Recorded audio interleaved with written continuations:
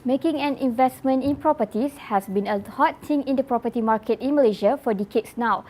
But the strategies in getting the right investments going isn't really an open book. Furthermore, the drama of investing in properties often comes down to whether one would be able to get good tenants.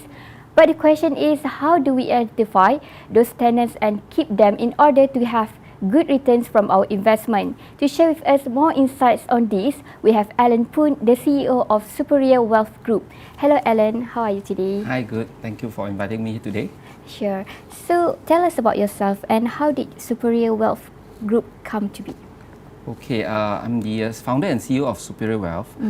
Superior Wealth is not just a company name. In fact, it is a resemblance of my passion into the ultimate of financial education. As you can see, Superior Wealth symbolizes all the wisdom that we need to know when it comes to financial.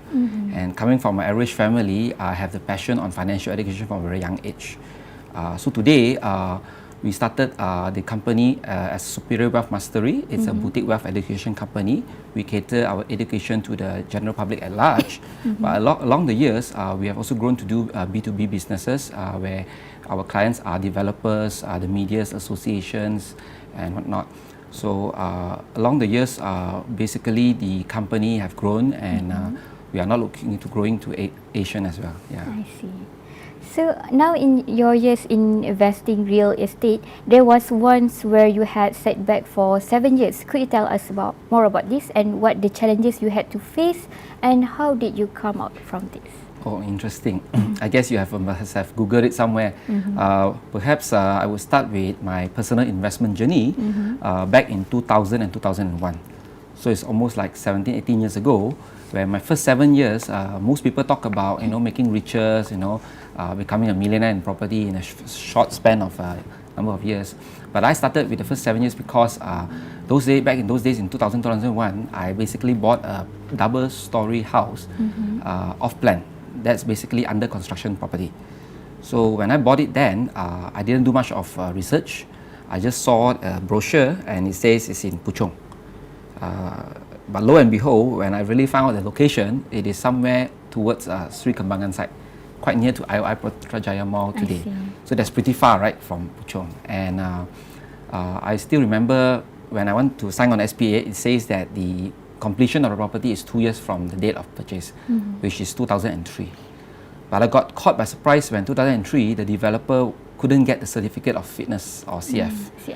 So I had no choice but to basically wait for the CF, going to the developer's office almost every weekend to just find out what happened.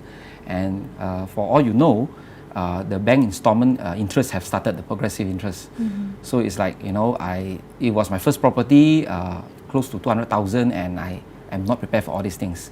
So after 2 years, which is 2005, 5 years from the day I signed my SPA, I basically got the key.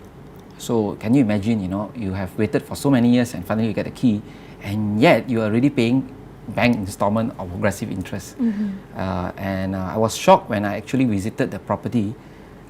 Supposedly I pay extra 3,000 ringgit to face a padang or a field.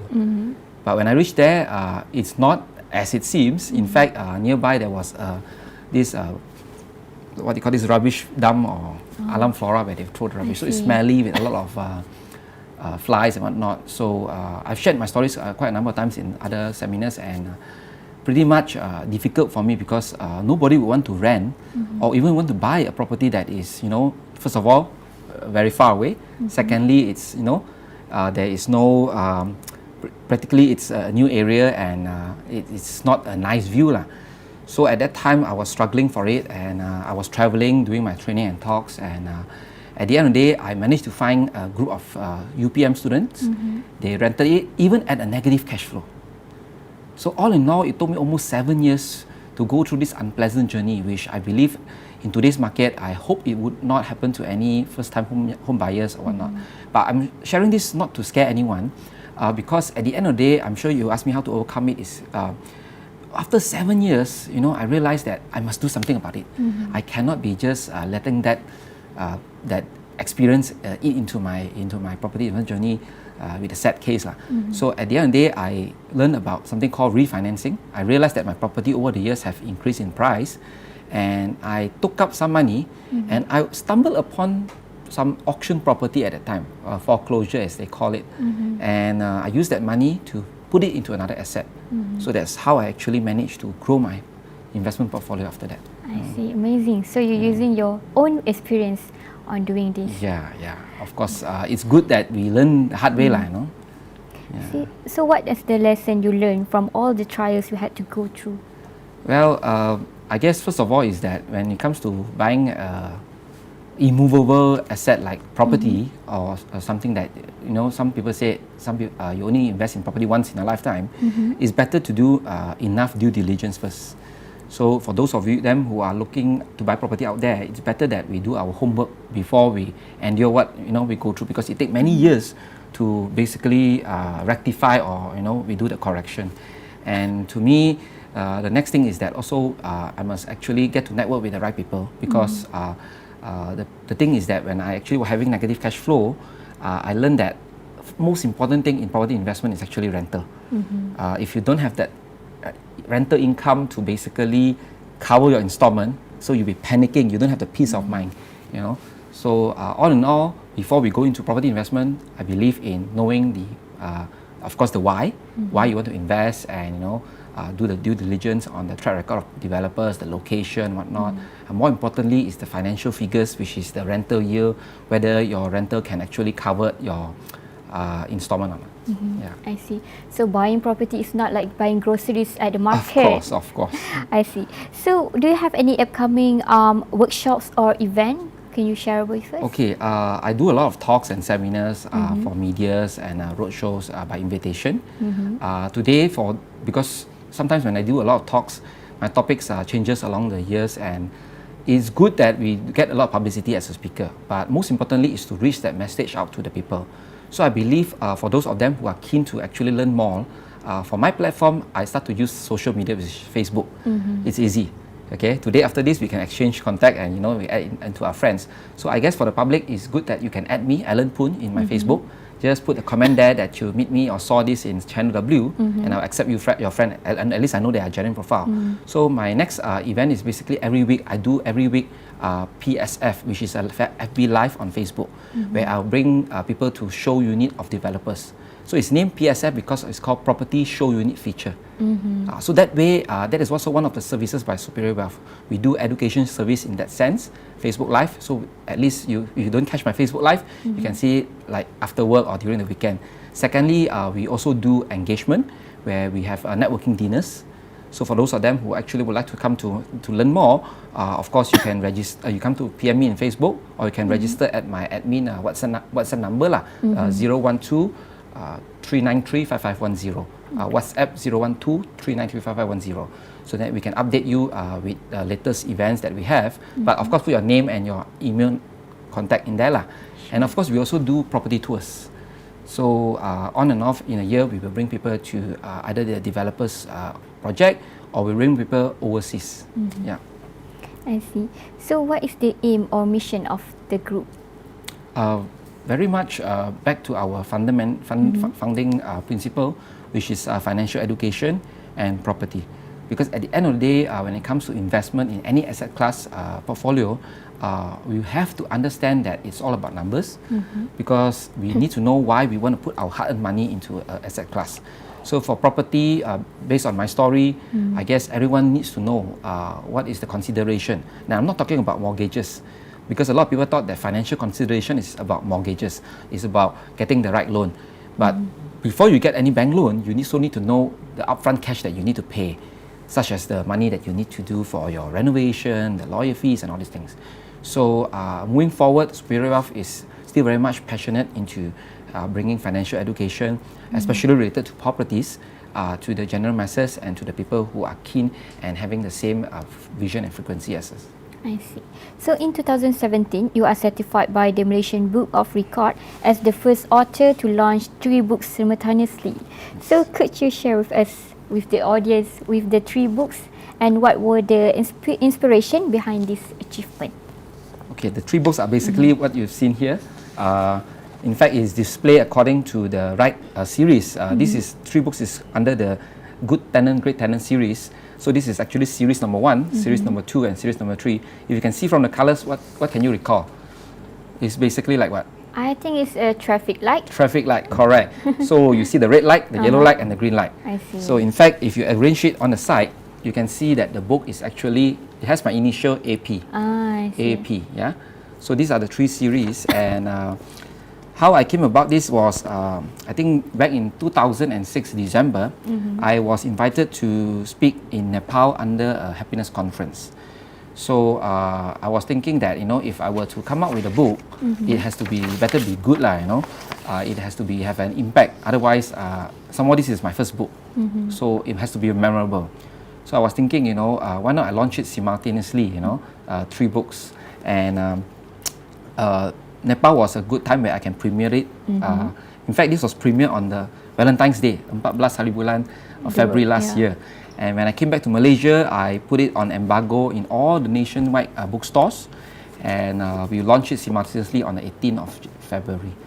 Yeah. So the first book is basically on how to get good tenants, because a lot of people are thinking, you know, after doing so many talks around Malaysia, people are asking me almost the similar set of questions. So I was thinking, you know, since everyone is asking almost a similar question, why not I publish books that is meant to be easy when people pick it up from the bookstores. At least it can answer some of the fundamentals of the books. Yeah. So a lot of people think that the books is thin. Yes, but in a way, it's easy to read. So during your lunch or your dinner or whatever, during your break, you can actually read this book. It's handy. It's easy to carry. And the second book is how to manage it. Of course, these are the untold tenancy stories lah. Yeah. I see. So what motivated you to writing the Good Tenant, Great Tenant series? Okay, I've been speaking about the topic like more than a year or two, and to me it's no-brainer to compile it into a book. But of course, what motivates me to come up with myself, this is my first ever published book, and it's because of my own kids lah. Because I believe a book can leave a legacy. So even if I'm not here, that's why if you can see, I didn't put my picture here, I put my name here. So at least it gives a legacy to the next generation, especially my own kids lah, you know. And of course, I've written this book in just a matter of 3 weeks. You know, as I said, I've really done a lot of talks, so I compiled this and put it into the presentable version in 3 weeks. And I thought launching this 3 with simultaneously would be something at least people can remember about it. And people won't wait for the next series. Yeah. So that's the main question lah. When is the next? So if you haven't read this, get it. Of course, it's in the process lah of writing the next. So is there any common rule when it comes to renting out a property? To share with us. Okay, you have to read this book. Sure. Sorry. So the common rule is that I've actually quoted in this Good Tenant, Great Tenant first series, which is where are you? Where are you? It's a practical guide to get the right tenant. So in fact, inside there, I can summarize it in this phrase. It's basically my tenant management mantra. It's called prevention, prevention, prevention. In property investing, people talk about location, location, location. Okay, if you get the right location, half of your issues is solved.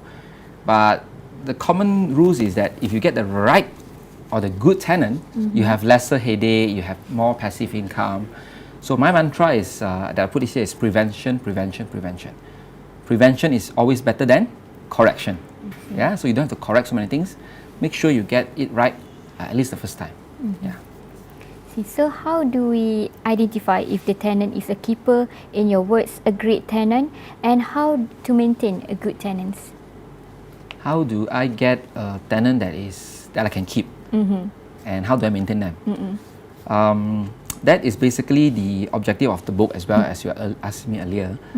One of the concepts that I introduced in the book is this logo called PLAN. Plan. Yeah. So it's an acronym for P for profiling. Basically, you profile you screen through your prospective tenants. Then L is basically leverage, because once you have to leverage on your agents and the area agents that is helping you.